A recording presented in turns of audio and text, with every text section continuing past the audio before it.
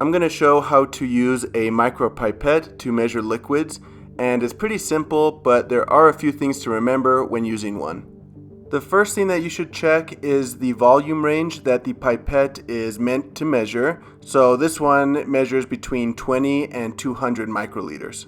And the specific amount that it's set to measure is shown on this little window on the side.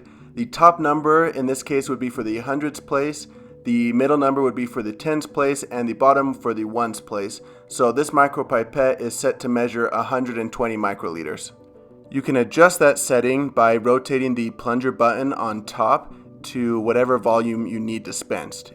Make sure that you keep it within the range that the micropipette is meant to measure though. In this example, I'll be dispensing 50 microliters, so I'll set it to that. Once you have the desired volume set, you can place one of these disposable tips onto the end of the pipette by pressing the end firmly into one of the tips to make sure that it stays on well. Now, to dispense the reagent or whatever liquid you need, you'll be using the plunger button on top, and there are two stops. The first stop is to aspirate and dispense the desired volume of liquid, and the second stop is to expel any remaining liquid that might be left over in the tip of the pipette after it's been dispensed. So to draw up the right amount of liquid into the pipette, you'll want to hold the plunger at the first stop. Then you can simply dip the tip into the liquid and slowly release the plunger button.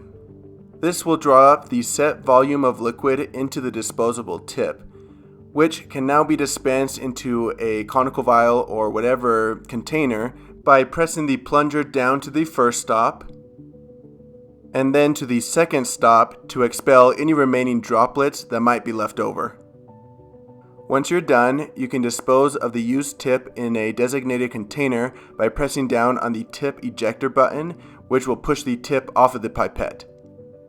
And now the micropipette can be used to measure another sample.